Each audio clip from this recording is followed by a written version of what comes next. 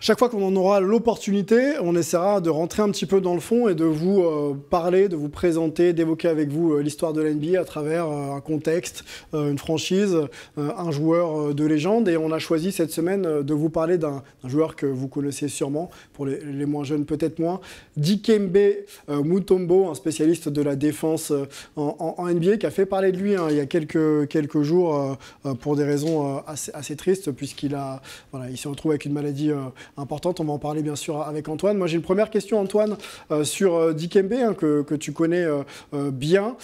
Quel joueur a été Dikembe Mutombo? Est-ce que tu peux nous le présenter, ses faits d'armes et bien sûr son palmarès et puis son parcours?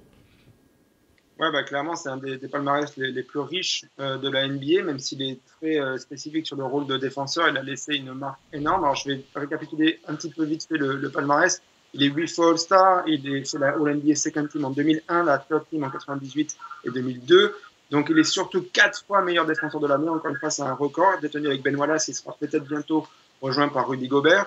Il est 2 fois meilleur rebondeur de la Ligue. Il est 3 fois meilleur contreur d'affilée en plus.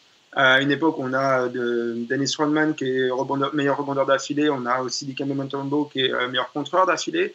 Il a son numéro 55 qui est retiré à la fois chez les Nuggets et chez les Hawks. C'était les Nuggets qu'il avait drafté.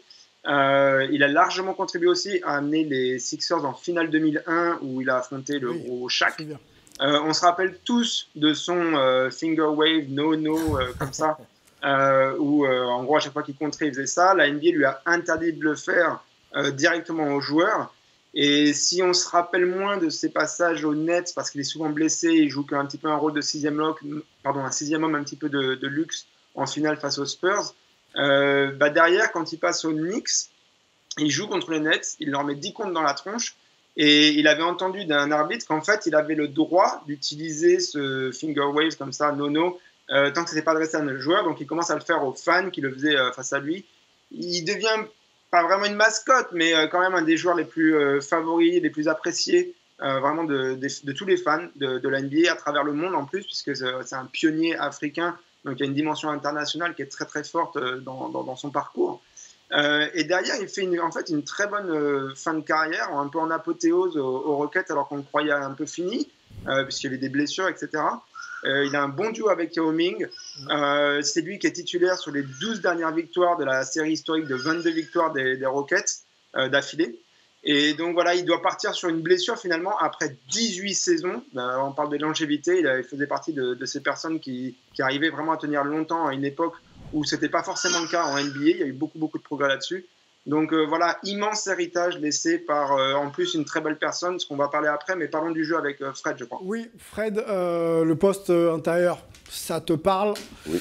Quand on évoque Dikembe Mutombo, sa carrière, on vient d'en voir quelques faits d'armes.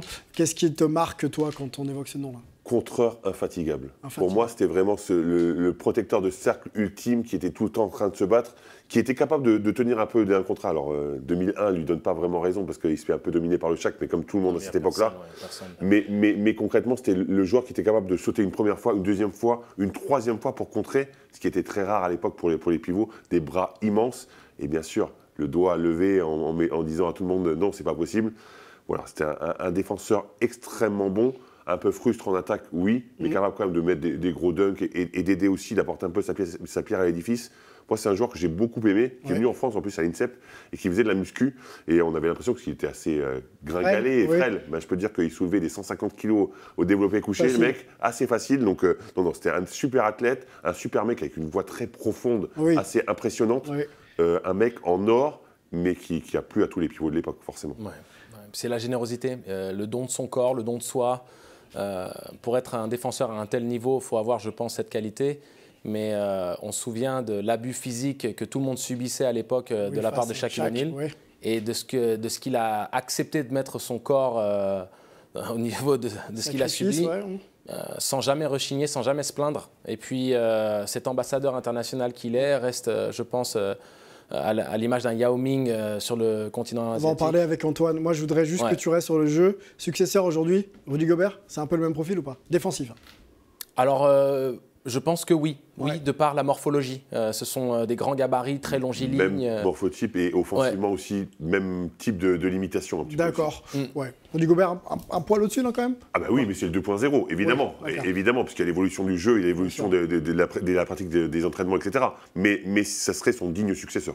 Ouais. Antoine, on continue avec toi sur la partie ambassadeur, retraité donc du coup sous le maillot des Rockets. Et c'est vrai que c'est une figure qu'on voit beaucoup sur les actions NBA Cares un petit peu en Afrique ou partout dans le monde. Est-ce que tu peux nous en dire un peu plus? Oui, bah, dès qu'il prend sa retraite, en fait, la NBA le contacte parce qu'il est déjà connu pour toutes ses actions humanitaires et vraiment son impact international. Et donc, elle le nomme ambassadeur du jeu. On pourrait penser que c'est un poste honorifique, mais pas du tout. Il a vraiment un bureau au siège de la NBA, à Olympic Tower sur la 5e avenue. Il est souvent dans des avions. En fait, il est carrément tout le temps entre deux avions.